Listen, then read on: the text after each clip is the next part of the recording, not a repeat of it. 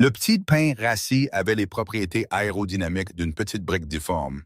Le roi Alpha Ronin le vit arriver dans un ralenti d'une exquise précision. Ses sens surnaturels, affûtés par 3 siècles de domination incontestée, suivaient sa trajectoire maladroite. Le projectile partait d'une femme furieuse dans la foule en contrebas. Sa destination inévitable était l'espèce juste entre ses deux yeux. Son esprit humain, la partie qui dirigeait un royaume et négociait des traités, eut une pensée fugace et digne. Je devrais bouger. Son loup, cependant, avait d'autres idées. La bête qui sommeillait en lui se réveilla.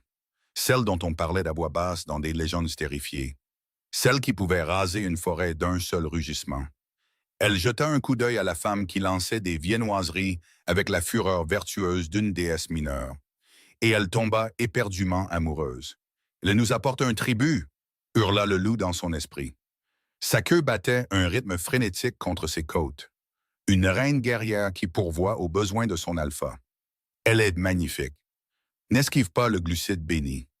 Alors Ronin resta là, figé par l'adoration purement idiote de son animal intérieur. Et il laissa le petit pain rebondir en plein sur son front. Cela fit un bruit sourd étonnamment mat. Une seule graine de pavot se détacha et se colla à son sourcil. Pendant un instant, toute la place de la capitale devint silencieuse. Puis un gloussement, suivi d'une vague de rire étouffé. Ronen, le loup de l'ombre, le roi du Nord, venait d'être agressé par une pâtisserie.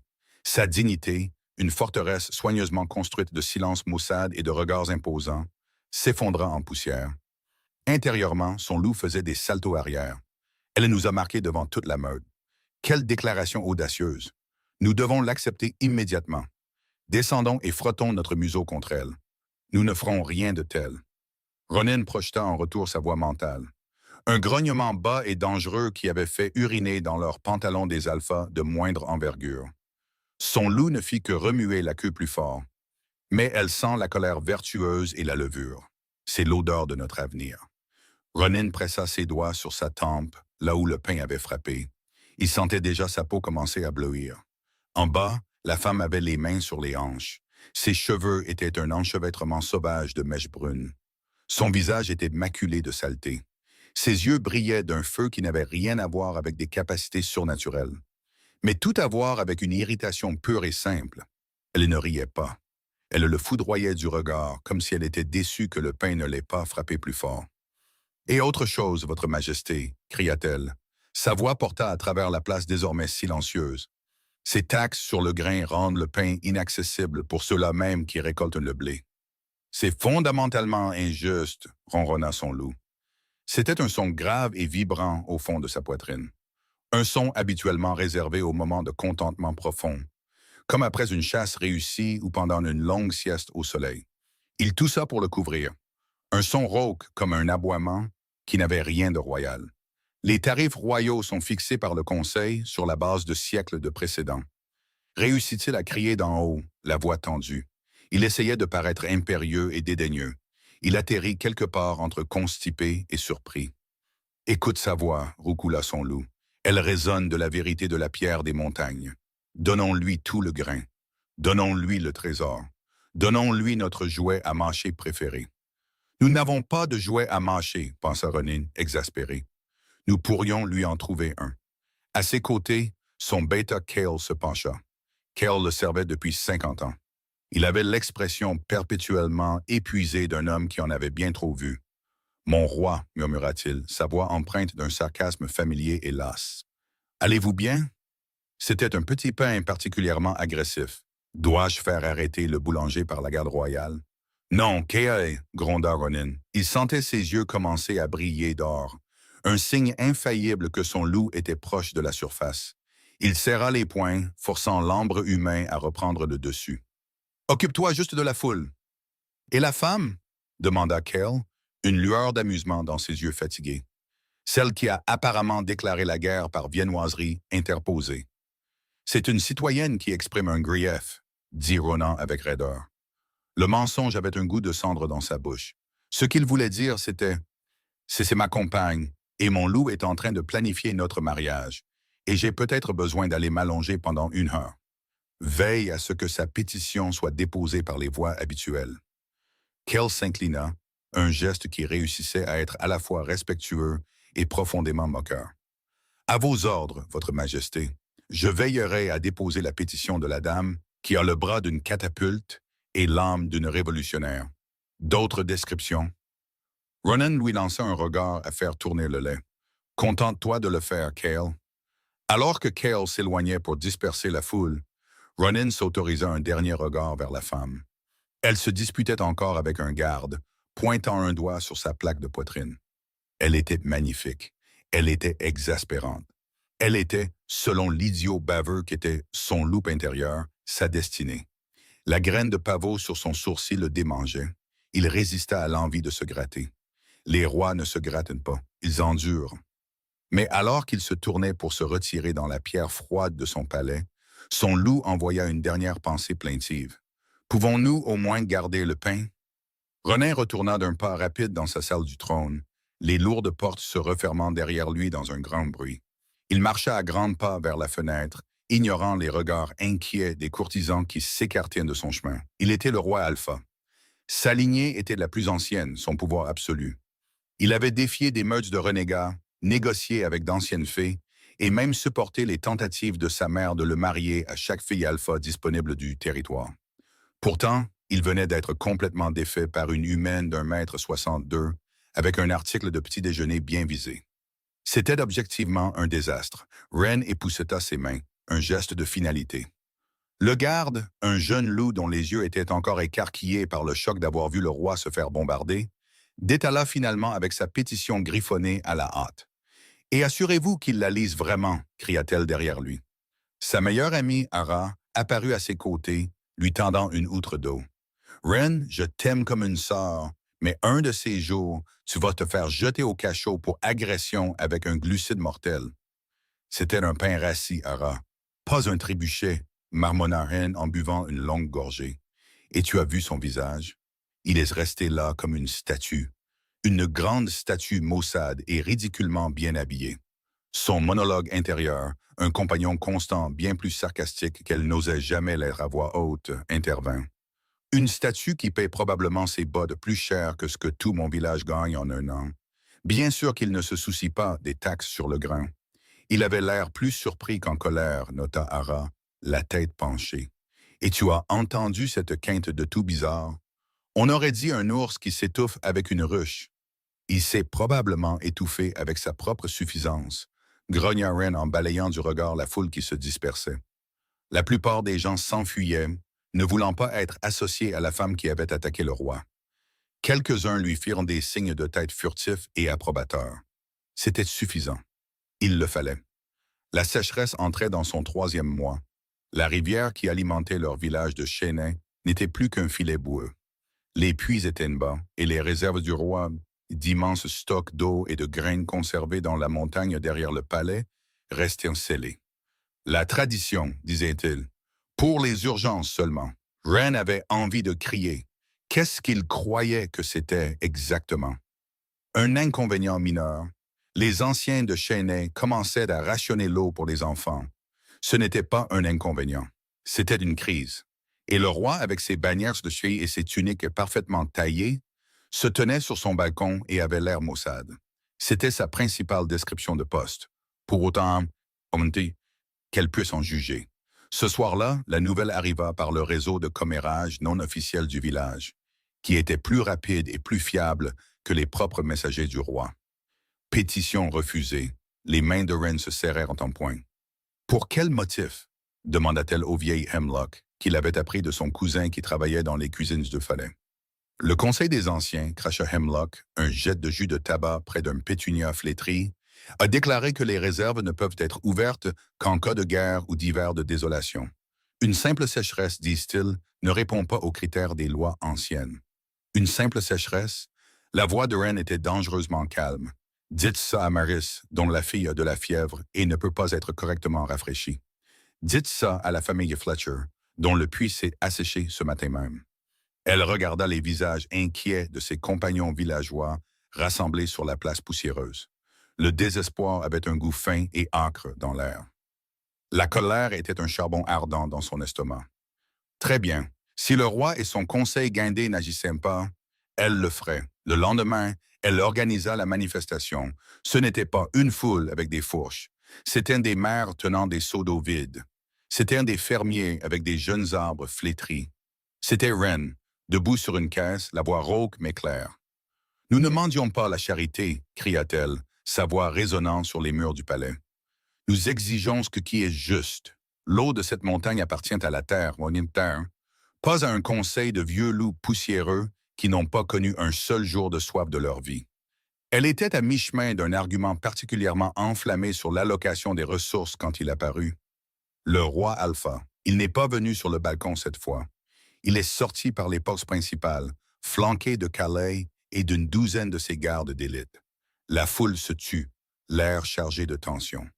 Ronin s'arrêta à environ 6 mètres, les bras croisés sur sa poitrine. Il portait du cuir noir qui coûtait probablement une fortune et une mine renfrognée qui se voulait terrifiante. La voix intérieure de Wren n'était pas impressionnée. « Oh, regardez! Seigneur Pantalon Lugubre nous a honorés de sa présence. Il va probablement nous faire la morale sur l'importance d'avoir les bons permis de manifester. » Ses yeux trouvèrent les siens à travers l'espace. Ils étaient d'un nombre saisissant, et pendant une fraction de seconde, elle crut les voir luire, passant à un or en fusion avant de redevenir normaux. Il pensait l'intimider, mais la colère dans sa poitrine brûla la peur. « Votre Majesté, » dit-elle, sa voix dégoulinant d'un respect fin, « si heureux que vous ayez pu vous joindre à nous, peut-être aimeriez-vous dire quelques mots aux gens que vous laissez mourir de soif. » Il ne dit rien. Il se contenta de la regarder, son expression indéchiffrable. Mais derrière le masque, Ronin était à l'agonie. Chaque mot qu'elle prononçait était un chant d'amour pour son loup. « Elle défend la meute, notre meute, » hurla-t-il avec fierté. « Regarde son feu. Elle est le soleil. Nous devons l'aider. » Il essayait si fort de projeter une aura d'autorité absolue, de pouvoir intouchable. Mais tout ce que son loup voulait faire, c'était courir vers elle, la renverser d'affection et lui lécher le visage. Le résultat fut une étrange lutte interne qui lui donna un air constipé et légèrement menaçant. Ses yeux avaient brillé d'or. Il savait qu'elle l'avait vu. Il pria la déesse de la lune pour qu'elle l'interprète comme une rage royale, et non comme ce que c'était, son loup qui avait des cœurs dans les yeux. Il devait mettre fin à cela. Il devait affirmer son contrôle. Il s'éclaircit la gorge. « La décision du conseil est finale, » dit-il, sa voix un grondement sourd. C'était la bonne chose à dire pour le royaume. C'était la mauvaise chose à lui dire à elle. Le regard de trahison et de fureur sur son visage fut un coup physique, et son stupide loup traître gémit. Ronin arpentait les couloirs du palais, Cale un demi-pas derrière lui. La manifestation s'était dispersée, mais le visage furieux et déçu de la femme était gravé dans son esprit. Son loup faisait les 100 pas frénétiquement en lui, gémissant et grattant les murs de sa conscience. Nous l'avons blessé. Nous avons rendu la femme soleil triste. Nous sommes de terribles alphas, les pires des alphas. Nous ne méritons pas le bon jouet à mâcher. « Veux-tu bien te taire » marmonna Ronin à voix basse. « Mon roi » demanda Cal, un sourcil levé. « Rien » lança Ronan en poussant les portes de la salle du conseil. « Je me prépare, c'est tout. » Le conseil des anciens était déjà assemblé. 12 loups-garous antiques, leurs visages des cartes de rides et de suffisance, étaient assis autour d'une table de pierre massive.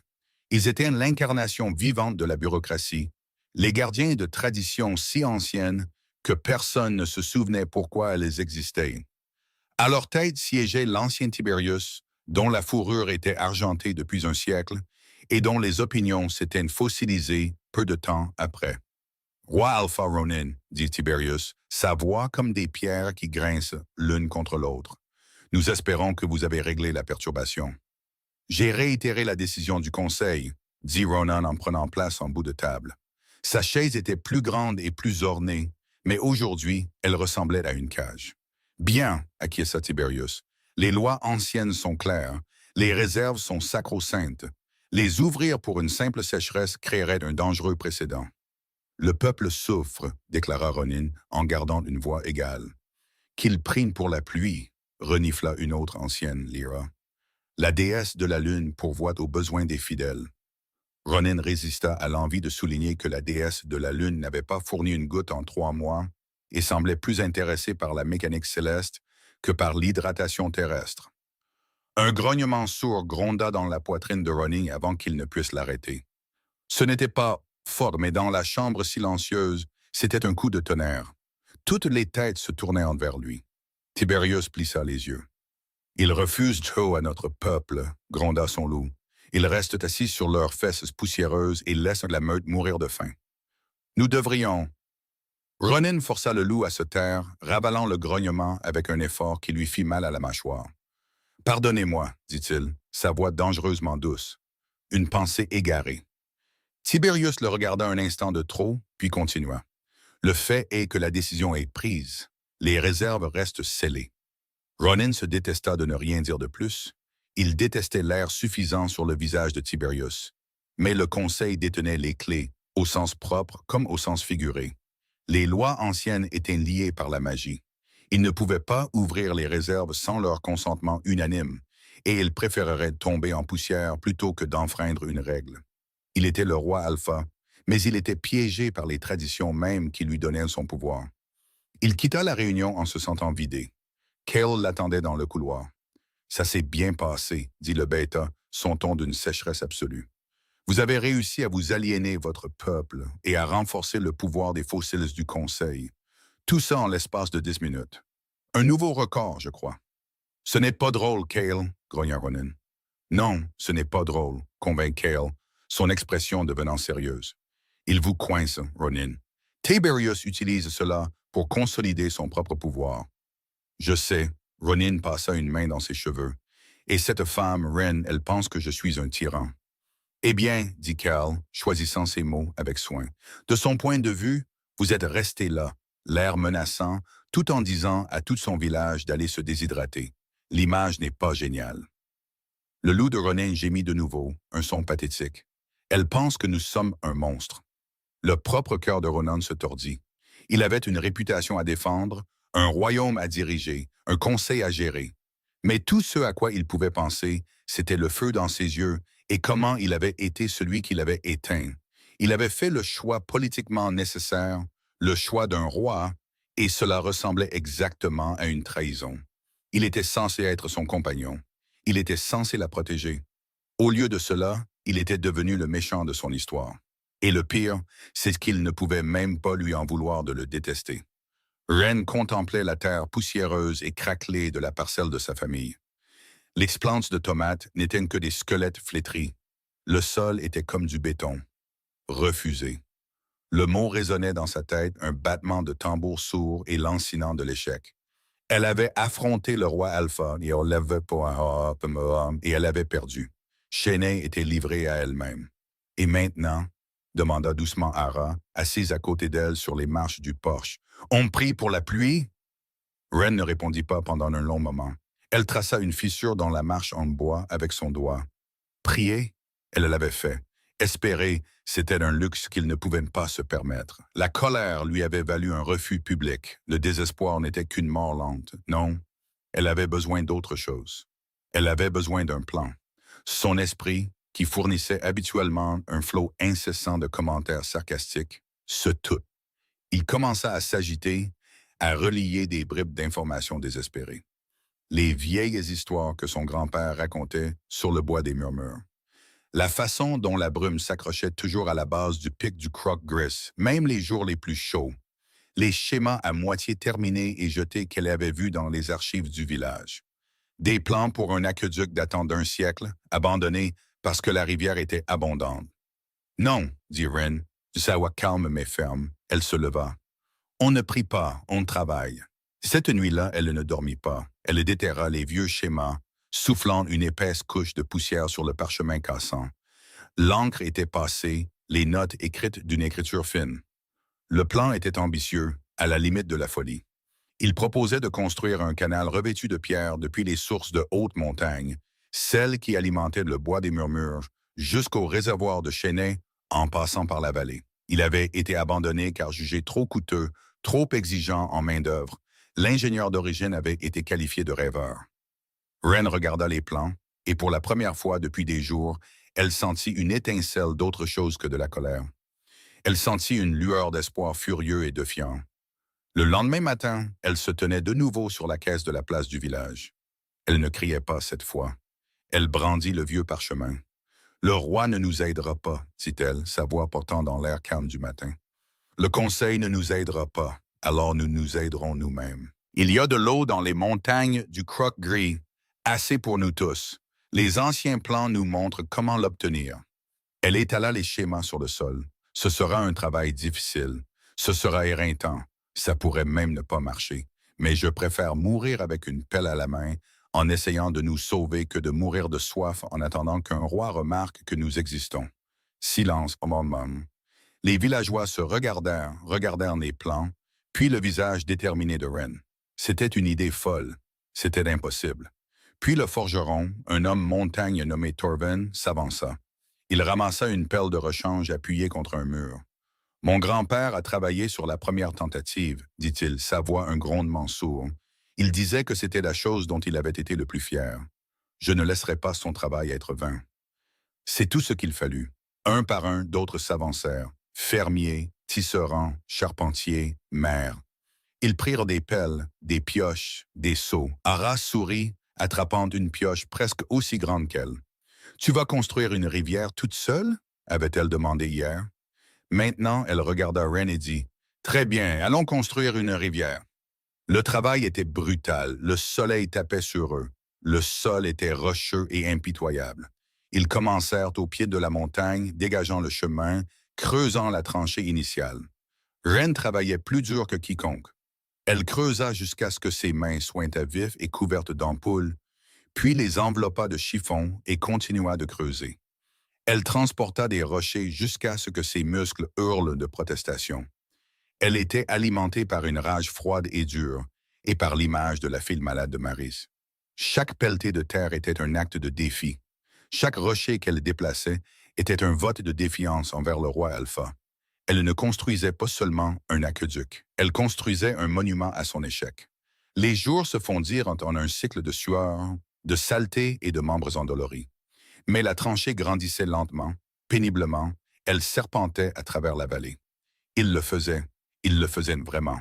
Et Ren, couverte de boue, les cheveux emmêlés de sueur, le corps endolori à des endroits qu'elle ne savait pas pouvoir faire mal, ne s'était jamais sentie aussi vivante.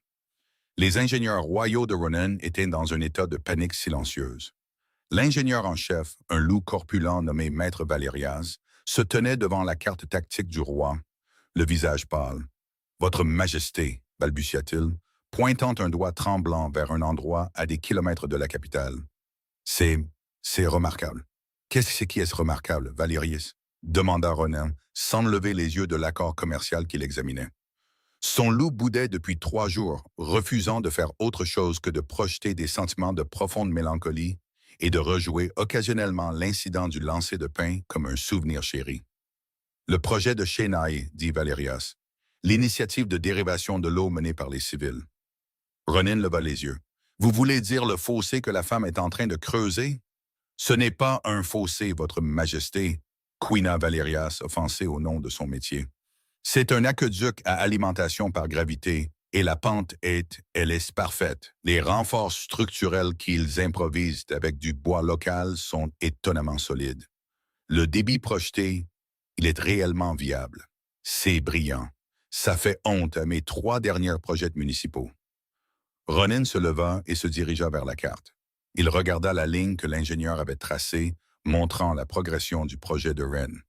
C'était une longue cicatrice déterminée sur le paysage, se dirigeant directement vers la source de la montagne. Elle le faisait vraiment. Son loup, qui était métaphoriquement allongé dans une pièce sombre, à écouter de la musique triste, se redressa. « Notre compagne est un génie, déclara-t-il, son humeur passant du désespoir à l'adoration en une nanoseconde. Une prodige de l'ingénierie? Bien sûr qu'elle l'est. Elle nous construira une tanière glorieuse. Elle va se tuer, dit Ronen, sa voix plate. Les rapports qu'il recevait de ses éclaireurs étaient cliniques. Des journées de travail de 14 heures, un minimum de nourriture refusant de se reposer. Il sentit un nœud froid de peur dans son ventre. C'était une chose qu'elle soit en colère contre lui. C'en était une autre qu'elle se tue au travail par pur dépit. « Le projet est solide, » observa Cale en entrant dans la pièce. « Le moral à Chennai est au plus haut depuis une décennie. Ils ont cessé de pétitionner. Ils résolvent simplement leurs propres problèmes. et me font passer pour un tyran incompétent par la même occasion, termina Ronin. L'image reste sous-optimale, convainc Cale. Ronin fixa la carte. Il ne pouvait pas envoyer d'aide. Son conseil la bloquerait, la qualifiant d'approbation de la rébellion. Il ne pouvait pas lui ordonner d'arrêter. Elle le frapperait probablement avec une pelle. Cette fois, il était l'être le plus puissant du royaume et il était complètement impuissant. Son loup, cependant, ne se souciait pas de la politique. Nous devons aller la voir. Nous l'aiderons à creuser. Nous sommes très bons pour creuser. Nous creuserons les meilleurs trous. Elle sera si impressionnée. Pour une fois, l'idée idiote du loup ne semblait pas si idiote. C'était absurde. C'était indigne. C'était un suicide politique. C'était parfait. Cale, dit Ronan, un lent sourire dangereux se dessinant sur son visage. Prépare ma garde et prends des gants de travail. Cale le fixa. Mon roi, que prévoyez-vous? Je vais inspecter un projet de travaux publics, dit Ronan, ses yeux brillants. Comme c'est mon devoir de roi. L'arrivée du roi Alpha et de 50 de ses gardes royaux ne fut pas subtile. Ils arrivèrent à cheval, leurs armures étincelantes, leurs bannières claquant dans la brise chaude. Ils ressemblaient moins à une équipe de construction qu'à une armée d'invasion. Ils s'arrêtèrent au bord de l'immense chantier tentaculaire où des centaines de villageois peinaient au soleil. Et là, au milieu de tout ça, se trouvait Wren. Elle était couverte de boue de la tête aux pieds, une feuille égarée collée dans ses cheveux emmêlés. Elle se disputait avec Torvin, le forgeron, au sujet du placement d'une poutre de soutien, sa voix vive et autoritaire. Elle avait l'air épuisé, féroce et absolument à couper le souffle. Ronan descendit de cheval, ses bottes noires immaculées s'enfonçant légèrement dans la terre retournée. Il s'avança, les villageois se taisant et reculant à son approche. Tous sauf Wren. Elle mit simplement les mains sur ses hanches, son expression d'agacement, là, ne changeant pas d'un iota. Il s'arrêta devant elle, parfaitement conscient de la boue qui éclaboussait l'ourlet de sa cape. Il avait préparé un discours, quelque chose sur la surveillance royale et la garantie de la sécurité publique. Il ouvrit la bouche pour le prononcer. Wren ne lui en laissa pas la chance. Elle le toisa de haut en bas, une évaluation lente et délibérée qui engloba son armure polie, ses mains propres et sa posture royale. Puis elle regarda la pelle simple et robuste dans sa propre main. Sans un mot, elle la lui tendit, le manche en avant. Ce n'était pas une demande. C'était un défi, une provocation. Sa garde royale haleta. Cale, debout derrière lui, fit un bruit qui ressemblait étrangement à un rire étouffé. Ronan regarda la pelle. Elle était couverte de boue et usée par l'usage. Il regarda son visage. Ses yeux le mettaient au défi. « Prends-la » hurla son loup de joie. « Nous serons une équipe. Nous conquérons la terre ensemble. » Le discours soigneusement préparé de Ronan s'évapora. Il tendit la main, sa main gantée se refermant sur le manche en bois. Il prit la pelle. Wren fit un seul signe de tête sec, comme pour dire « il était temps ». Puis elle lui tourna le dos et ramassa une pioche. « Eh bien, ne restez pas planté là, votre majesté », lança-t-elle par-dessus son épaule. « Ce fossé ne va pas se creuser tout seul. » Ronan resta là un instant, le roi du Nord, tenant une pelle ordinaire, complètement déconcerté. Son loup n'avait jamais été aussi heureux. Wren le surveillait du coin de l'œil. Elle s'attendait à ce qu'il prenne la pause, qu'il fasse un discours, qu'il leur ordonne à tous d'arrêter. Elle ne s'était pas attendue, dans ses rêves les plus fous et les plus délirants, à ce qu'il prenne réellement l'appel. Et pourtant, il était là, le roi Alpha, dans sa tenue à 1000 pièces d'or, regardant un tas de terre comme s'il s'agissait d'un traité politique complexe qu'il s'apprêtait à négocier. Son monologue intérieur s'en donnait à cœur joie. « Eh bien, regardez-moi ça. Il sait par quel bout la tenir. Je suis sincèrement impressionné. Maintenant, voyons s'il sait quoi en faire. » Il planta la pelle dans la terre. C'était un mouvement maladroit, plus adapté à poignarder un ennemi qu'à creuser. La tête de la pelle heurta une pierre avec un bruit sec. Il grimaça. Quelques-uns des plus jeunes villageois ricanèrent avant que leurs parents ne les fassent taire. Wren sentit une petite pointe indésirable de quelque chose. Ce n'était pas de la pitié, plutôt une gêne par procuration. « Vous devez l'incliner, dit-elle sans se retourner. Utilisez le poids de votre corps, pas seulement vos bras. Ce n'est pas une épée. » Elle entendit un grognement d'effort derrière elle. Elle risqua un coup d'œil. Il avait ajusté sa position, pliant les genoux. Il enfonça de nouveau la pelle dans la terre. Cette fois, Elle s'enfonça. Il souleva une quantité respectable de terre et la jeta sur le tas grandissant. Il la prenait vite, agacamment vite. Ses 50 gardes se tenaient en une ligne parfaite et inutile, regardant leur roi effectuer un travail manuel. Ils avaient l'air profondément mal à l'aise, comme si le monde avait basculé sur son axe. Vont-ils juste rester là à faire joli? Lança Ren à Cale, qui observait la scène avec un air de profonde résignation. Ce sont les gardes royaux, répondit Cale. Leur fonction consiste principalement à faire joli et, à l'occasion, à poignarder des gens. Creuser n'est pas dans leur description de poste. Eh bien, c'est dans leur description de poste maintenant, rétorqua Ren. Prenez une pelle ou dégagez le chemin. Nous avons un planning à respecter. À son grand étonnement, Cale soupira, se dirigea vers leur tas de fournitures et ramassa une pelle. Il en passa d'autres aux gardes déconcertés. En quelques minutes, la force de combat la plus élite du royaume creusait maladroitement un fossé, leurs armures polies se faisant éclabousser de boue. Les villageois les regardaient, bouche bée, puis, lentement, quelques sourires apparurent.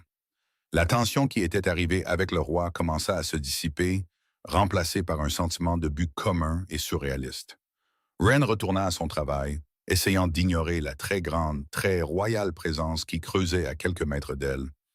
Mais c'était impossible. Elle était parfaitement consciente de lui, du son de sa respiration, du grattement rythmique de sa pelle, du juron qu'il marmonna lorsqu'une pierre vola et le frappa au tibia.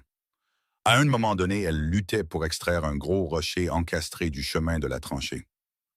Torvin était occupé de l'autre côté et elle était déterminée à le faire elle-même. Elle avait sa pioche coincée dessous, y mettant tout son poids, mais il ne bougeait pas. Soudain, une ombre tomba sur elle. Ronin était là, sa pelle abandonnée. « Permettez-moi, dit-il, sa voix un grondement sourd près de son oreille. Avant qu'elle ne puisse protester, il s'agenouilla, enroula ses bras autour du rocher et se leva. Les muscles de son dos et de ses bras se dessinèrent sous sa tunique. Avec un grognement d'effort qui était de la pure force primale, il souleva l'énorme rocher et le projeta hors de la tranchée. Il atterrit avec un bruit sourd qui fit trembler le sol. Il resta là un moment, respirant lourdement, les mains sur les genoux. Ren le fixa. Ce rocher devait peser 135 kilos. Elle et Torvin ensemble auraient eu du mal. Il se redressa, la surprenant en train de le regarder. Une légère rougeur apparut sur ses pommettes hautes. Il était sur le chemin, marmonna-t-il, comme s'il s'excusait pour cette démonstration de puissance surnaturelle brute. Le cerveau de Ren, habituellement si prompt à une réplique sarcastique, resta vide. « D'accord, c'était quelque chose », admit sa voix intérieure, semblant légèrement étourdie. « D'accord », réussit-elle à dire, sa propre voix un peu essoufflée. « Merci. » Il se tenait près. Trop près. Elle pouvait sentir l'odeur de pluie et de vieilles pierres qui semblaient s'accrocher à lui. Maintenant mélangée à l'odeur honnête de la sueur et de la terre. Ce n'était pas désagréable. C'était distrayant. Leurs mains se frôlèrent alors qu'elle attrapait sa pioche. Une secousse comme de l'électricité statique parcourut son bras. Elle recula d'un coup. Il se figea, ses yeux ambrés s'écarquillant légèrement. L'air crépita. Le moment s'étira, épais et étrange. Puis un grand plouf et un juron brisèrent la tension. Un des plus jeunes gardes avait glissé et était tombé la tête la première dans une flaque de boue. Le chantier éclata de rire. Et comme ça, le charme fut rompu. Ren attrapa sa pioche et courut presque vers une autre section de la tranchée, son cœur battant la chamade contre ses côtes pour des raisons qu'elle refusait d'analyser. Elle commençait à voir l'homme sous la couronne, l'homme maladroit, puissant, déroutant. Et c'était bien plus dangereux que n'importe quel tyran. Pendant la semaine suivante, une nouvelle réalité bizarre s'installa dans la vallée. Chaque matin, le roi Alpha et sa garde royale arrivaient, non plus à cheval, mais à pied, leurs armures remplacées par des tuniques de cuir pratique. Ils prenaient leurs pelles et se mettaient au travail aux côtés des villageois de Chennai. La hiérarchie avait disparu, remplacée par la simple démocratie du fossé. Votre valeur n'était pas mesurée par votre titre, mais par la quantité de terre que vous pouviez déplacer. Et Ronin, à l'agacement constant et latent de Ren, était un travailleur terrifiant d'efficacité. Une fois qu'il eut pris le coup, sa force et son endurance surnaturelle le firent valoir 5 hommes. Il ne se plaignait jamais. Il ne donnait jamais d'ordre. Il travaillait, tout simplement. Il travailla jusqu'à ce que ses mains, non plus protégées par des gants qu'il avait jugés peu pratiques, soient couvertes d'ampoules et à vif, tout comme les siennes. Il travailla jusqu'à ce que son visage soit strié de saleté et que ses cheveux sombres soient plaqués sur son front par la sueur. Il ressemblait moins à un roi qu'à un fermier, un très, très grand et intense fermier. Les disputes cessèrent. Wren était trop fatigué pour crier, et il semblait se contenter de suivre ses instructions.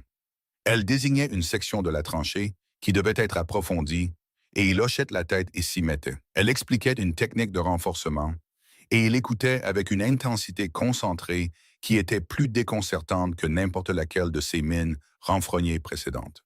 Le silence était plus bruyant que leurs cris ne l'avaient jamais été. Ronan le sentait comme un membre manquant.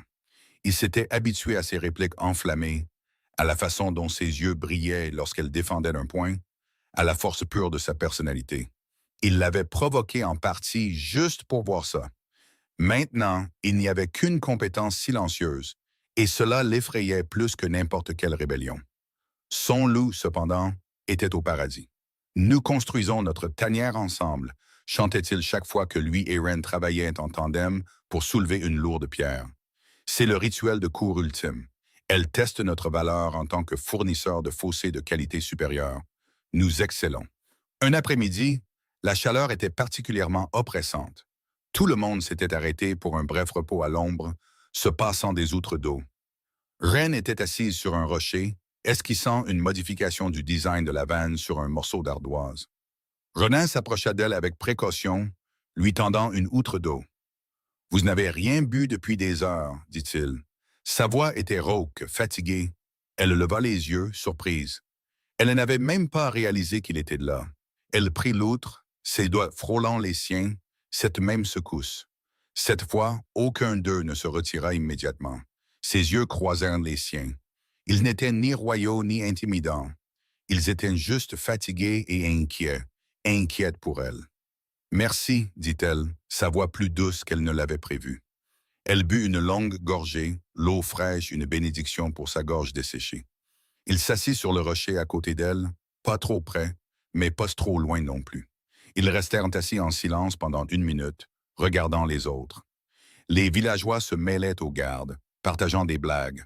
Torvin montrait à un garde comment bien affûter une tête de pelle. C'était une scène qu'elle n'aurait jamais pu imaginer. « Ils ne vous détestent plus, » observa Wren doucement. Ronan regarda le groupe mélangé. « Non, dit-il. Maintenant, ils pensent juste que leur roi est un creuseur de fossés excentrique. »« Il y a pire pour un roi, dit-elle, et elle le pensait. Elle le regarda. Un véritable sourire fatigué effleura ses lèvres. Ce n'était pas un sourire triomphant ou un rictus sarcastique. Il était petit et réel, et il illumina tout son visage. « Nous allons vraiment y arriver, dit-elle, une note d'émerveillement dans sa propre voix. Nous allons y arriver. Pour Ronan, ce petit sourire sincère fut un cataclysme. Il était plus puissant qu'une déclaration de guerre, plus stupéfiant qu'une éclipse solaire. C'était le soleil perçant les nuages après un long hiver. C'était une promesse. C'était tout. Son esprit humain court-circuita. Son contrôle soigneusement construit, bâti sur des siècles, ne se fissura pas seulement. Il se fractura en 1 million de morceaux. Et le loup, la grande bête ancienne et amoureuse en lui, ne put être contenu 1 seconde de plus. Un son s'échappa de sa gorge. Un son qu'il n'avait aucun pouvoir d'arrêter. Ce n'était pas un mot. C'était un hurlement. Un hurlement fort, clair, retentissant de joie et d'adoration pure et sans mélange. Il résonna sur le flanc de la montagne, dévala la vallée et se propagea à travers les plaines. Toutes les têtes sur le chantier se tournèrent brusquement vers lui. Des oiseaux s'envolèrent des arbres. Au loin, un chien aboya en réponse. Le hurlement s'estompa, laissant un silence retentissant et profond dans son sillage. Wren le fixait, les yeux écarquillés de choc, son sourire figé sur son visage. Le visage de Ronan, déjà rouge à cause de la chaleur, prit une teinte cramoisie vraiment spectaculaire. Il venait de hurler comme un chien, comme un chiot amoureux devant toute sa garde royale, et la femme qu'il essayait désespérément d'impressionner en prétendant être une personne normale et fonctionnelle. Cale, qui profitait d'un rare moment de paix, mit lentement et délibérément son visage dans ses mains.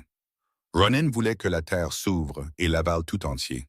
Son loup, entièrement impénitent, pensa simplement. Enfin, maintenant elle sait que nous sommes sérieux. Le hurlement, comme il fut immédiatement connu, fut l'événement le plus scandaleux et le plus commenté de l'histoire récente du royaume.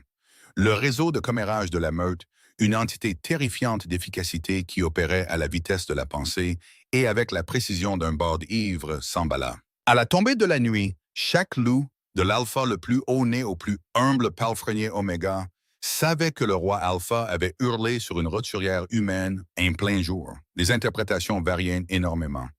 Certains disaient que c'était une déclaration de guerre, d'autres que c'était un signe de folie. Les romantiques, une minorité petite mais bruyante, chuchotaient que c'était un hurlement d'accouplement, un son qui n'avait pas été entendu dans le royaume depuis 100 ans. Ren pensait juste qu'il faisait une sorte de dépression nerveuse. Après le hurlement, Ronin avait marmonné quelque chose à propos d'une soudaine quinte de tout de type Lupin et avait pratiquement fui la scène, ses gardes se précipitant pour le suivre, leur visage un mélange d'horreur et de confusion.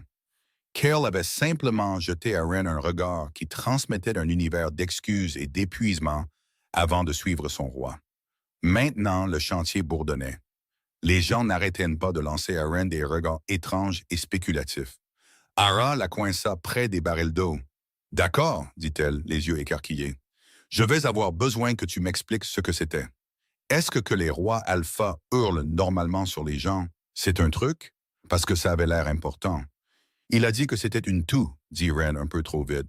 Une toux très forte, très bizarre, très lupine. Ce n'était pas une toux, dit sa voix intérieure, semblant troublée pour la première fois. C'était le son d'un homme perdant complètement la tête pour toi. On est passé d'un projet civique à un drame romantique profondément étrange, et tu n'es pas équipé pour ça. Ishal ne l'était pas. Elle était douée pour la logistique, pour la colère, pour faire avancer les choses. Elle n'était pas douée pour quoi que ce soit que cela puisse être. Le hurlement avait ébranlé quelque chose au plus profond d'elle, un endroit qu'elle gardait sous clé. C'était un son d'une émotion si brute, si non gardée. C'était terrifiant. Mais ce qui la terrifiait encore plus, c'était la partie d'elle qui y avait répondu. La partie qui avait senti le hurlement vibrer dans sa poitrine et s'installer quelque part de chaud et d'incommode. La partie qui avait regardé le visage mortifié du roi Alpha et pensé, non pas quel fou, mais « oh non, il est sérieux ». Elle ne pouvait pas se permettre d'être sérieuse en retour. Elle était reine. Elle creusait des fossés, criait sur les rois et résolvait les problèmes avec ses mains. Elle ne tombait pas amoureuse des gens. Les gens tombaient amoureux de vous. Puis ils partaient ou vous décevaient. Ou ils se tenaient sur un balcon et disaient à votre village de mourir de soif. Son père avait été comme ça. De grandes promesses, des yeux chaleureux, partis avant le premier gel. Elle ne faisait pas confiance à la chaleur. Elle faisait confiance au travail. Cette nuit-là, elle s'assit seule sur le porche de la maison de sa famille. Les étoiles brillaient au-dessus, indifférentes à la sécheresse, indifférentes à sa confusion. Elle pressa ses paumes contre ses yeux. Ara la trouva là, comme Ara le faisait toujours. « Tu fais ce truc, » dit Ara en s'asseyant. « Ce truc où tu retournes quelque chose encore et encore dans ta tête, jusqu'à ce que ce soit lisse comme une pierre de rivière et 2 fois plus dur. Je ne fais pas ça. Tu le fais absolument. Tu l'as fait quand ton père est parti. Tu l'as fait quand le toit du vieil Hemlock s'est effondré et que tu as décidé de le réparer toi-même au lieu de demander de l'aide. Tu le fais chaque fois que quelque chose t'effraie. » Ara fait une pause. « Il t'effraie. »« Il ne m'effraie pas, » dit Eren. « J'ai jeté du pain à son visage. »« Ce n'est pas le genre d'effrayant que je veux dire, et tu le sais. » Silence, les criquets chantaient leur chant sec et rauque. « Il est le roi, Ara, » dit Ren, et sa voix était petite d'une manière qu'elle détestait. Il s'est tenu sur ce balcon et a dit non. Il a regardé nos puits s'assécher et il a dit que la décision du conseil était finale. Et maintenant, il se pointe avec une pelle, soulève des rochers et me regarde comme... Elle déglutit. Comme si j'avais de l'importance.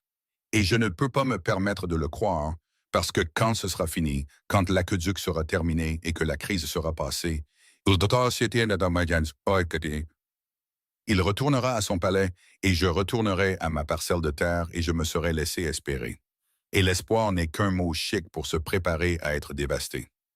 Ara resta silencieuse pendant un long moment, Puis elle dit, « Ou peut-être que l'espoir est un mot chic pour être assez courageux pour vouloir quelque chose. » Wren ne répondit pas, mais elle ne dormit pas non plus cette nuit-là. Et la chose qu'elle retournait encore et encore dans sa tête n'était pas du tout lisse. Elle était dentelée et compliquée, et elle avait des yeux ambrés. Les retombées dans la capitale furent immédiates et sévères. L'ancien Tiberius convoqua une réunion d'urgence du conseil. Lorsque Ronan et un Kay couverts de boue retournèrent au palais, le conseil l'attendait, leurs visages comme des nuages d'orage. Un hurlement, gronda Tiberius, sans aucune amabilité.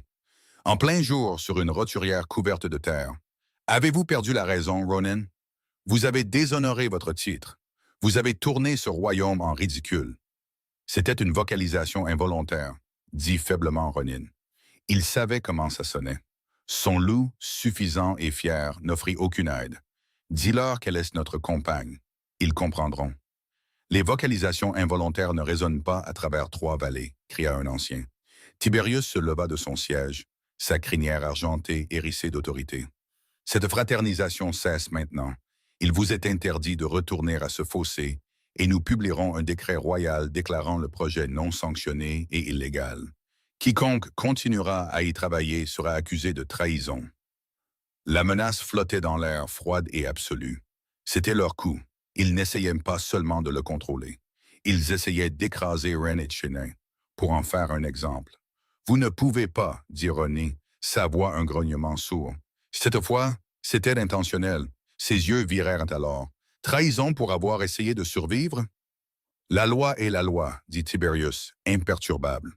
Et la loi dit que toute dérivation non sanctionnée d'une source d'eau naturelle de cette ampleur est un acte contre le royaume. Nous vous tenons, mon garçon. Soit vous rentrez dans le rang, soit votre petit projet de cœur est arrêté et votre petite roturière de compagnie est jetée dans une cellule. Ronin sentit une fureur si froide et si pure qu'elle le brûla. Il l'avait acculé. S'il les défiait, Wren en paierait le prix. Son loup faisait les 100 pas, grondant. Ils menacent notre compagne. Nous devons en finir avec eux. Pour la première fois, Ronin fut d'accord, mais pas avec la force brute. Il devait être plus malin. Il regarda les visages suffisants des anciens. Il pensait avoir gagné. De retour sur le chantier, un messager royal arriva, le visage pâle. Il cloua un décret sur un arbre. Le sceau du roi brillait en bas. Trahison. Le mot était un glas. Les villageois se regardèrent, la peur remplaçant l'espoir qui avait rempli la semaine passée. Leur pelle semblait soudain lourde, dangereuse. Wren lut les mots et une terreur froide l'envahit. Ce n'était pas la menace contre elle-même qui l'effrayait. C'était la menace contre son peuple qui lui avait fait confiance, qui l'avait suivi. Elle les avait menés à Topsa, elle les avait menés à une accusation de trahison. Alors que le soleil commençait à se coucher, les gens commencèrent à ranger leurs outils, les épaules affaissées par la défaite. Le rire avait disparu. L'énergie avait disparu. L'aqueduc, si près d'être terminé, était maintenant un symbole de leur échec.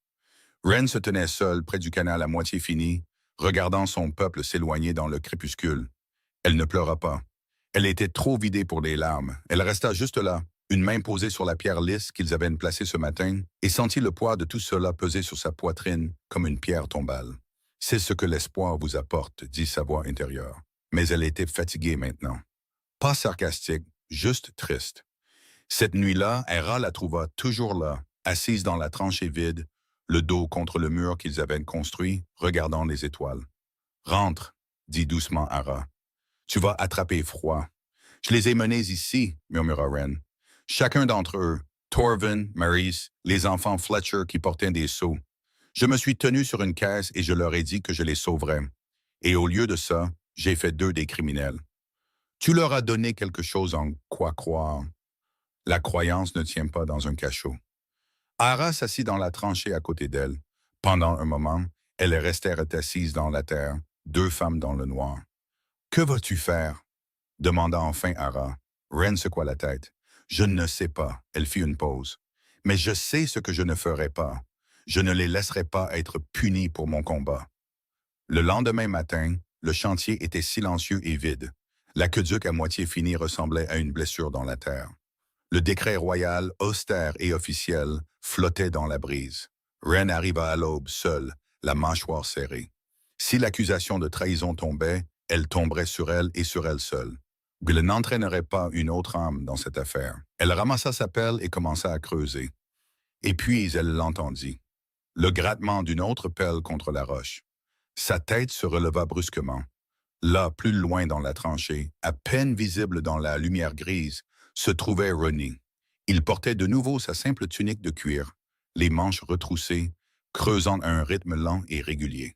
Il avait l'air de ne pas avoir dormi. Son visage était tiré, sa mâchoire serrée, et ses yeux avaient une qualité meurtrie et hantée qui n'avait rien à voir avec l'épuisement physique. Il défiait son propre conseil. Il commettait une trahison. Elle s'approcha de lui lentement. Il n'arrêta de creuser que lorsqu'elle fut juste à côté de lui. Il leva enfin les yeux, le visage sombre. « Qu'est-ce que vous faites ?» murmura-t-elle.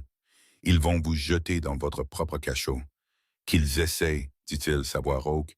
Il s'appuya sur sa pelle. « Je ne les laisserai pas vous affamer. Je ne les laisserai pas vous punir pour mon échec. Je finirai ça moi-même s'il le faut. » Son loup, pour une fois, ne dit rien.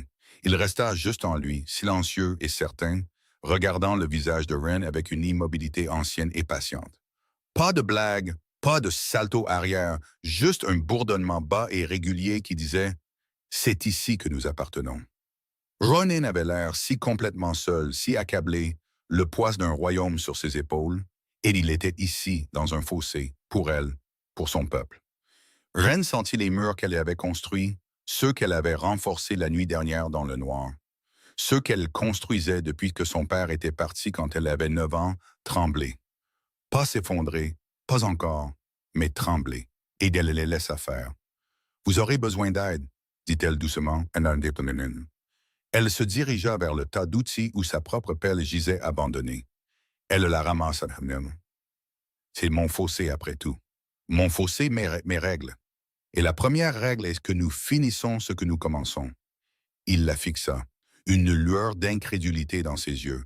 Un lent sourire fatigué effleura ses lèvres. C'était la première fois qu'elle le voyait sourire, sans que cela ne soit suivi d'un hurlement mortifiant. « Votre fossé, vos règles, » acquiesça-t-il. Juste à ce moment, une autre silhouette apparut. C'était Kel, tenant une pelle. « Si le roi commet une trahison, c'est mon travail d'être là pour offrir des conseils tactiques, » dit-il avec ironie.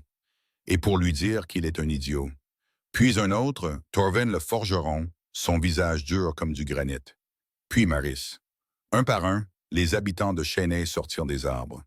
Ils avaient vu leur roi défier le conseil pour eux, et ils ne le laisseraient pas faire seuls. Ils prirent leurs outils, la peur dans leurs yeux remplacée par une sombre détermination. Ils se tinrent aux côtés de Ren. Ils se tinrent aux côtés de leur roi. Le travail reprit, plus rapide et plus furieux que jamais. Ce n'était plus une protestation, c'était une révolution. Ils travaillèrent toute la journée et jusque dans la nuit, leur chemin éclairé par des torches. Ils couraient contre l'arrivée inévitable des forces de l'ordre du Conseil. L'air était électrique de détermination et de crainte. Mais la montagne elle-même avait d'autres idées. Cela se produisit vers minuit. Ils posaient la dernière section du canal près de la base de la montagne, là où l'ancienne source sortait de la roche. Le sol ici était différent, plus meuble, saturé par la nappe phréatique. Ren avait noté l'instabilité, mais il l'avait étayé avec des renforts en bois. Ça aurait dû tenir. Ça n'a pas tenu. L'effondrement fut soudain et tonitruant. Une section du flanc de la colline au-dessus du canal céda.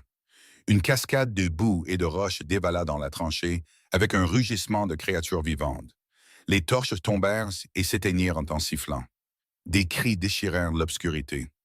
Ren fut projeté sur le côté par la force du glissement, heurtant le mur opposé de la tranchée assez fort pour voir des étoiles. Elle fut sur pied en quelques secondes, les oreilles bourdonnantes, crachant de la terre. « Qui est-ce dans la tranchée ?» cria-t-elle. « Faites l'appel. Qui est-ce dans la tranchée ?» Des noms revinrent dans l'obscurité, toussants et effrayés. Tous sauf 2. « Torven !» cria Ren. « Ara !» Silence, puis une voix étouffée et terrifiée dessous le glissement. « Ren, je suis...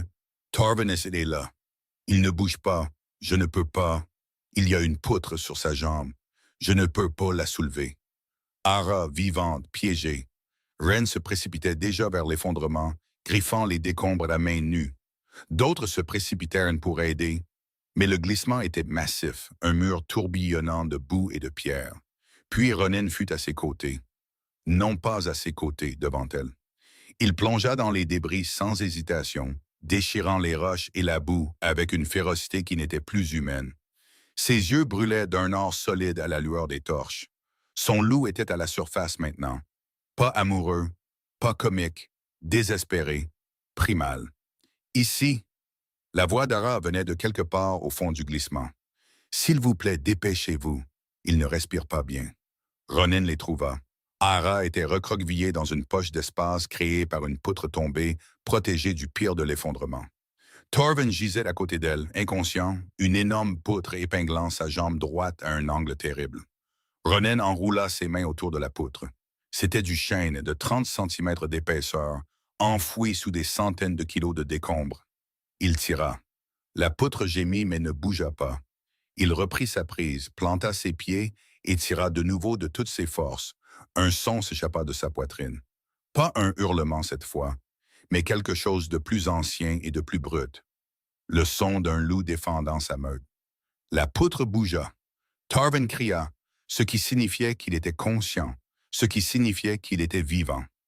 Ren fut là instantanément, tirant le forgeron pendant que Ronin tenait la poutre.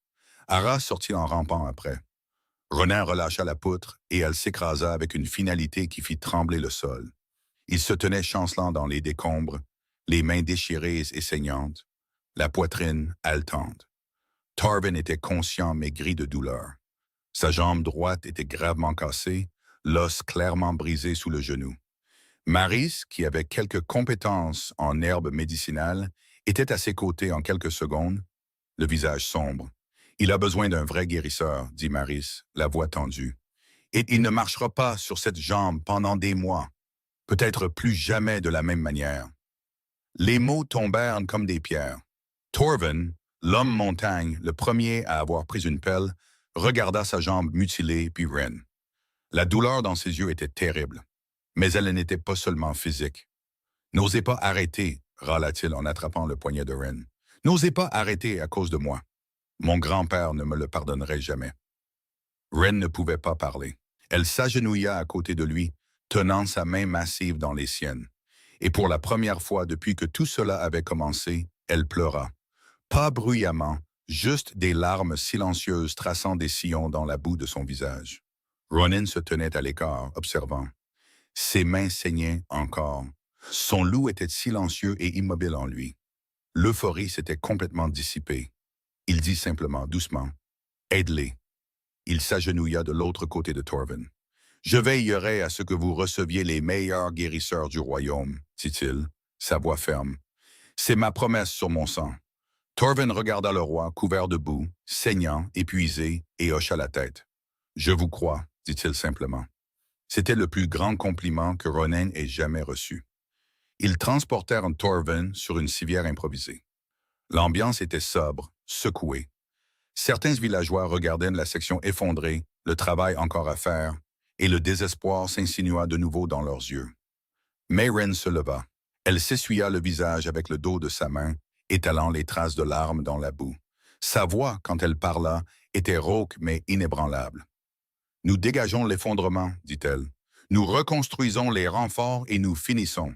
Pour Torvin, pour Chêne, pour chaque personne qui a mis une pelle dans le sol parce qu'elle croyait que cela valait la peine de se battre. » Elle ramassa de nouveau sa pelle. Ronin ramassa la sienne et le travail reprit, plus silencieux maintenant, mais avec une détermination qui dépassait la colère ou l'espoir. C'était quelque chose de plus dur, quelque chose qui avait été testé et n'avait pas cassé. Au moment où l'aube peignait le ciel de traînées d'or pâle, ils avaient dégagé l'effondrement et renforcé la section endommagée avec le double de renfort. Ils avaient également terminé le dernier tronçon du canal. Les dernières pierres étaient en train d'être posées dans la vanne lorsque le cri du guetteur perça l'air du matin. Des cavaliers, une douzaine, et ce ne sont pas les gardes royaux. Tiberius, il était venu lui-même, flanqué de ses propres loyalistes, 12 loups fidèles au seul conseil. Des combattants plus âgés qui avaient servi les anciens pendant des décennies. Ils dévalèrent la route de la vallée sur des chevaux noirs, les capes flottants, un décret dans le poing de Tiberius. L'ancien descendit de cheval au bord du réservoir, Son visage antique livide de rage. Son regard balaya la scène. Les villageois sales et épuisés. La garde royale se tenant côte à côte avec des roturiers. Le roi Alpha couvert de boue et de sang, debout dans un fossé avec une pelle. « Que signifie cela ?» rugit Tiberius. « C'est de la trahison, Ronnie. Une trahison ouverte et flagrante. Vous défiez le conseil. Vous défiez les lois anciennes. » « Non, dit Ronin en sortant de la tranchée. Sa voix était calme et claire, pourtant par-dessus la foule. C'est du leadership, quelque chose dont vous avez oublié le sens. Il était épuisé. Il saignait. Il n'avait jamais eu autant l'air d'un roi. Le visage de Tiberius se déforma. Il se tourna vers ses cavaliers. « Arrêtez-les, arrêtez-les tous, en commençant par la femme roturière. Accusez-la de sédition, de trahison et de détournement illégal de... Vous ne la toucherez pas. » La voix de Ronnie avait changé. Ce n'était plus la voix d'un politicien, d'un diplomate, d'un homme naviguant à travers des siècles de tradition. C'était la voix du loup. C'était le son des montagnes qui bougent, des forêts qui brûlent et des choses anciennes qui se réveillent dans le noir. Elle pesait sur chaque loup présent comme un poids physique, une affirmation de domination si absolue que les propres cavaliers de Tiberius tressaillirent, leurs chevaux s'écartant. Tiberius tint bon, mais ses mains tremblaient. « Vous ne pouvez pas passer outre le conseil. Les lois anciennes, dit Ronin en s'avançant, stipulent que le roi Alpha peut dissoudre le conseil des anciens dans le cas où l'édit de conseil échoue dans son devoir fondamental de protéger le bien-être de la meute. » Sa voix était calme maintenant, presque douce, le silence d'une lame contre terre. « Je connais les lois, Tiberius. Toutes, y compris celles que vous espériez que j'ai oubliées. » Tiberius se figea. « Article 17 du pacte fondateur, continua Ronin, ses yeux fixés sur l'ancien. Sous-section 3. Si le Conseil, par action ou inaction délibérée, cause ou permet un préjudice grave au peuple du royaume, le souverain Alpha conserve le droit irrévocable de dissoudre ledit Conseil et de reconstituer la gouvernance selon les exigences de la crise. Vous avez scellé les réserves pendant que des enfants avaient soif. Vous avez menacé d'accusations de trahison des gens pour avoir creusé un fossé pour survivre. Vous avez failli à la meute et chaque loup ici le sait. » Il regarda la foule, les villageois, les gardes, même certains des propres cavaliers de Tiberius, dont les visages étaient devenus incertains. « J'invoque l'article 17, dit Ronan, et sa voix résonna à travers la vallée. Le Conseil des Anciens est dissous, avec effet immédiat, par l'autorité de la lignée Alpha et du pacte fondateur que vous prétendez servir. » Tiberius chancela comme s'il avait été frappé. « Vous ne pouvez pas. Le Conseil existe depuis 1000 ans. Et pendant 1000 ans, son but était de servir le peuple, pas d'accumuler le pouvoir comme des dragons assis sur de l'or pendant que le royaume mourait de faim. » Le regard de Ronin était ferme, implacable. « Vous avez choisi vos traditions plutôt que votre meute, Tiberius. Je choisis ma meute plutôt que vos traditions. » Un murmure parcourut la foule, puis un grognement, bas, roulant, se propageant de loup en loup comme un tonnerre qui gronde. Il ne venait pas seulement de Ronin, il venait de Karl, de la garde royale, des loups du village. C'était le son d'une meute qui trouvait sa voix. Un des cavaliers de Tiberius descendait lentement et délibérément de cheval et vint se tenir derrière Ronin. Puis un autre, puis un troisième. Tiberius regarda son escorte diminuer, la mer de visage aligné contre lui. Et pour la première fois en un siècle, le loup ancien parut vieux. Pas puissant et vieux, juste vieux, un fossile qui venait de réaliser que le monde avait avancé. « Ce n'est pas fini, » dit Tiberius, mais le feu avait quitté sa voix. « Si, » dit doucement Ronan, « c'est fini. » Le vieux loup fit des demi-tours et s'éloigna à cheval. Les 3 cavaliers qui lui étaient restés fidèles le suivirent. Leur départ avalé par la poussière de la route de la vallée. Personne n'acclama. Pas encore, le moment était trop lourd pour les acclamations. Puis Ren s'avança. Elle regarda Ronin, scrutant son visage. Il croisa son regard et pour une fois, il n'y avait rien de caché. Pas de masque royal, pas de calcul politique, juste un homme épuisé jusqu'à l'os qui venait de mettre le feu à son monde parce que c'était la bonne chose à faire. « Laisse l'eau couler, » lui dit-il, juste à elle. Sa voix se brisa sur le dernier mot. Ren hocha la tête. Elle se tourna et courut vers la vanne principale qu'ils avaient construite en haut du canal. Ses mains tremblaient d'épuisement, d'adrénaline, de quelque chose qu'elle ne pouvait toujours pas nommer. Elle agrippa le mécanisme de la vanne. Elle pensa à Torven, qui ne balancerait plus jamais un marteau de la même manière. Elle pensa à la file de Maris. Elle pensa à la terre craquelée, au puits vide et au mois de rage qui l'avaient amenée ici. Elle le tira de toutes ses forces. Pendant un instant, rien ne se passa. Le mécanisme gémit, rouillé et raide. Puis Ara fut à ses côtés, saisissant l'autre côté. Puis Con, puis 2 gardes, puis une douzaine de villageois. Ensemble, ils tirèrent. La vanne s'ouvrit en grinçant. Un filet, puis un jaillissement, puis un rugissement. Chaud de la source de la montagne, fraîche, claire et vivifiante, déferla dans le canal de pierre qu'ils avaient construit de leurs propres mains. Elle se déversa sur la section effondrée et réparée, la section tachée du sang de Torven, et coula dans la vallée comme une chose vivante et argentée. Elle frappa le réservoir avec un son semblable à celui du monde entier qui expire. Maintenant, ils acclamèrent. Le son était énorme, faisant trembler les arbres, dispersant les oiseaux dans le ciel qui s'éclaircissait. Les gens riaient, pleuraient, s'éclaboussaient dans les bas-fonds, prenaient de l'eau dans leurs mains et la tenaient simplement, la sentant réelle et froide. Et là, Marie s'était à genoux au bord du réservoir, pleurant ouvertement, remplissant un seau pour sa fille. Ara attrapa Ren dans une étreinte si féroce qu'elle la souleva du sol. « Tu as construit une rivière, dit-elle dans les cheveux de Ren. Espèce de folle absolue, tu as construit une rivière.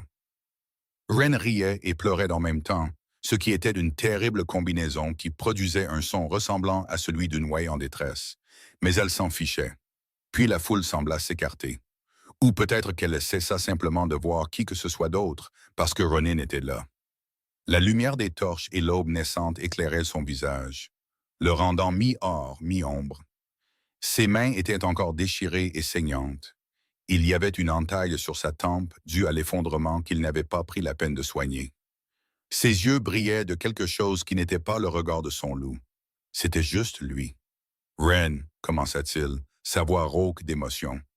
Il avait l'air sur le point de dire quelque chose d'important, quelque chose de répété. Puis il sembla abandonné.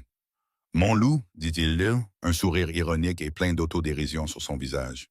« Il t'a reconnu au moment où tu as jeté ce pain à ma tête. Il a décidé que tu étais notre compagne. Je lui ai dit qu'il était un idiot. » Son cœur fit un étrange petit bond. Elle ne dit rien, se contentant de regarder son visage. « J'ai passé des semaines à essayer de lui prouver qu'il avait tort. » Continua Ronan, son regard inébranlable. « J'ai essayé d'être le roi. J'ai essayé de suivre les règles. J'ai essayé d'ignorer cette attraction que je ressens chaque fois que tu es près de moi. J'ai essayé de me convaincre que mon loup n'était qu'un imbécile sentimental. » Il fit une pause et la sécheresse disparut de son visage, remplacée par quelque chose de brut et de sans défense. « Mais ce n'est pas un idiot. Il est juste plus honnête que moi. Il savait depuis le début ce que j'ai mis tout ce temps à comprendre, que ma compagne ne serait pas une dame de la courmièvre et agréable. Elle serait féroce et têtue, et elle aurait plus de feu dans son âme que quiconque que j'ai jamais rencontré. Elle me défierait, elle me rendrait meilleur, elle me jetterait du pain à la tête quand je le mériterais. » Il tendit la main, sa main cailleuse et tachée de terre lui caressant doucement la joue. Son contact était chaud, hésitant. « Je ne demande rien, dit-il. Tu ne me dois rien parce que j'ai pris une pelle ou affronté un conseil. C'était la bonne chose à faire et j'aurais dû le faire plus tôt. Je te dis juste la vérité parce que tu mérites la vérité. » Un rire monta dans la gorge de Ren, mi-sanglot, mi-gloussement. « C'était un pain rassis, murmura-t-elle. « C'était une déclaration, murmura-t-il en retour. Il commença à se pencher et Ren posa sa main sur sa poitrine et l'arrêta. Il se figea. Ses yeux cherchèrent les siens et elle y vit la peur.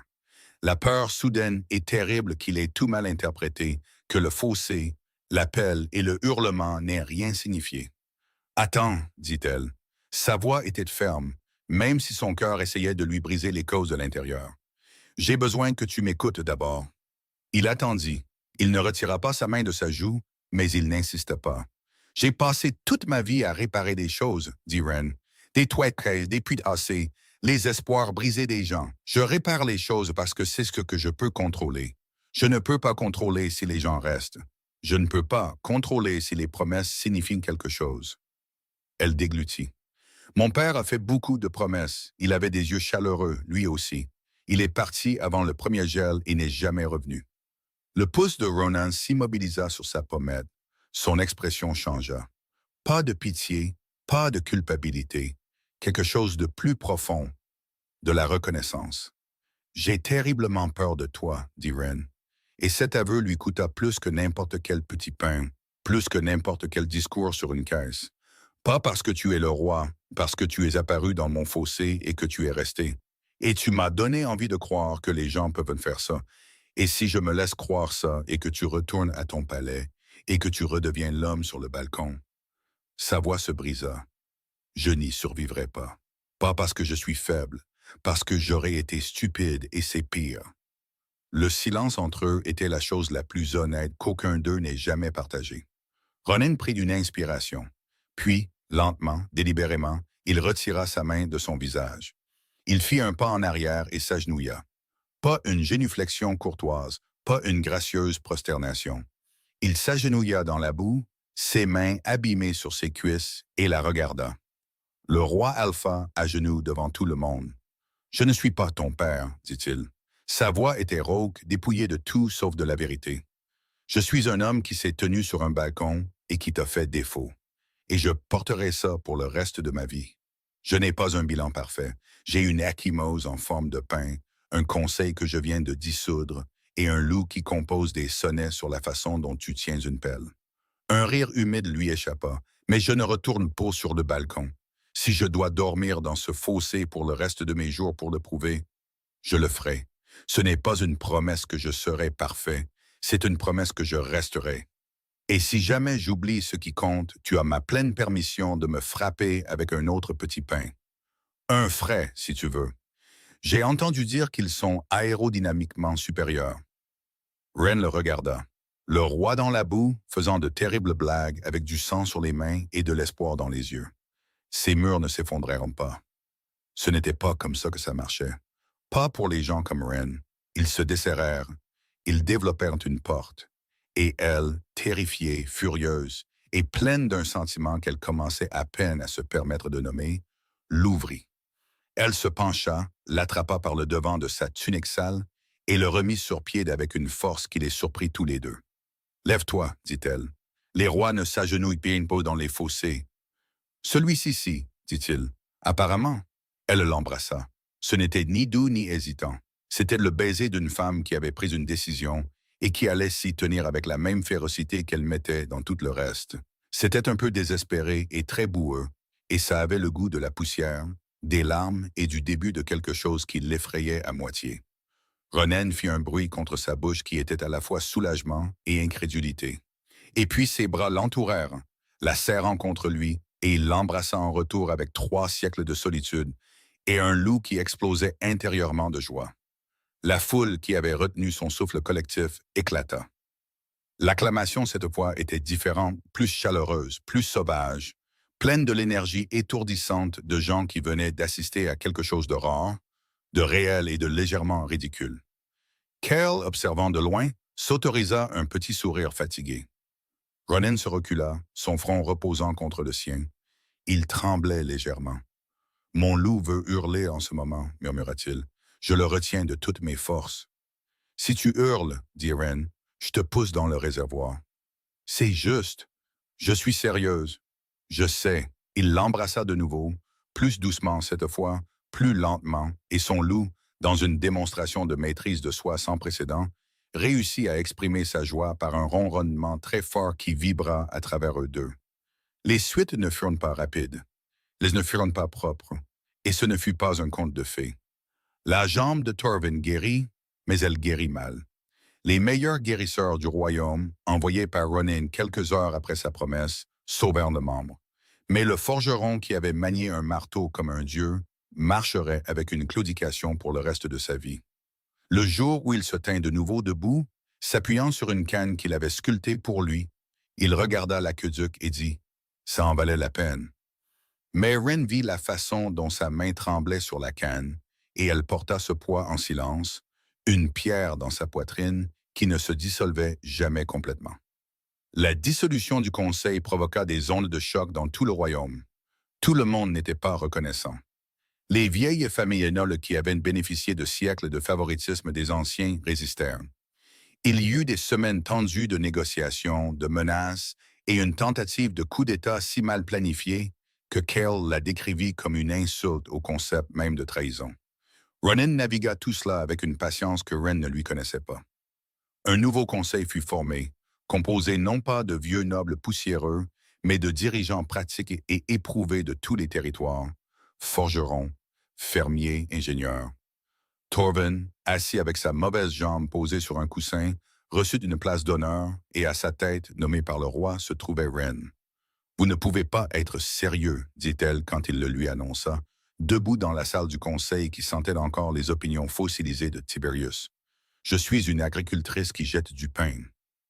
Vous êtes la femme qui a construit une rivière parce que son roi lui a fait défaut, dit Ronan. Je ne vois personne de mieux qualifié pour s'assurer qu'un roi ne fasse plus jamais défaut à son peuple. Son premier acte fut de rédiger un nouvel ensemble de lois concernant les réserves nationales, garantissant qu'elles seraient utilisées pour le peuple et non accumulées comme un outil politique. Son deuxième acte fut de réviser complètement le code des impôts du royaume. Un processus si exténuant et rempli de disputes que 3 scribes démissionnèrent et un fut retrouvé caché dans un placard à fourniture. Ronan découvrit que ses devoirs de roi consistaient désormais principalement à assister à des réunions du conseil où Ren Armitage argumenterait passionnément sur les tarifs agricoles, pendant que son loup ronronnait si fort qu'il devait prétendre avoir un rhume de poitrine persistant. La vie était chaotique. Ren avait toujours une langue acérée et un regard peu impressionné pour quiconque disait des bêtises, ce qui incluait Ronan assez régulièrement. Leurs disputes étaient légendaires, passionnées, bruyantes et profondément divertissantes pour le personnel du palais, qui commença à parier sur les résultats. Mais maintenant, leurs disputes se terminaient par eux travaillant côte à côte pour résoudre le problème et occasionnellement par Ren volant un baiser en pleine phrase, ce que Ronan considérait comme une tactique de débat déloyal, mais n'était pas enclin à décourager. Elle avait encore de mauvais jours. Des jours où les murs essayaient de se reconstruire, où elle devenait silencieuse et inaccessible et creusait dans le jardin du palais jusqu'à ce que ses mains soient à vif. Ronan apprit à s'asseoir à côté d'elle ces jours-là, sans parler, sans réparer, juste en restant. Son loup restait immobile en lui, une présence chaleureuse et patiente. « Nous sommes là, disait-il. Nous n'allons nulle part. » Et finalement, Ren appuyait son épaule contre la sienne et les murs se desserraient de nouveau. Un soir, des mois plus tard, il se tenait sur le balcon où tout avait commencé. L'aqueduc de Chênay était une ligne argentée brillante au loin, un point de repère permanent. Le royaume guérissait. Pas guéri, en guérison. Il y avait une différence. Et Ren, qui réparait les choses pour vivre, comprenait que certaines choses prenaient du temps. « Tu sais, dit Ren en s'appuyant contre lui alors qu'il regardait le coucher du soleil, je pense toujours que tu es un peu un idiot. » Ronan enroula ses bras autour d'elle, la serrant contre lui. Il se blottit dans ses cheveux, inhalant l'odeur de colère vertueuse et de levure qu'il avait appris à aimer. « Je sais, dit-il, sa voix contente, mais je suis ton idiot. » Son loup, pour une fois en parfait accord avec sa moitié humaine, remua la queue. « Notre idiot, corrigea-t-il, ronronnant assez fort pour vibrer à travers eux deux. Et nous avons la meilleure compagne du monde entier. Elle nous a construit une rivière. Elle est magnifique. Nous ne la mériterons jamais. Pour une fois, pissa Ronan, je suis entièrement d'accord avec toi. » Et dans le calme du soir, avec les cicatrices de leur victoire impossible écrites sur la terre et sur leur corps, avec un royaume qui était désordonné, imparfait et obstinément, défiant, vivant, c'était plus que suffisant.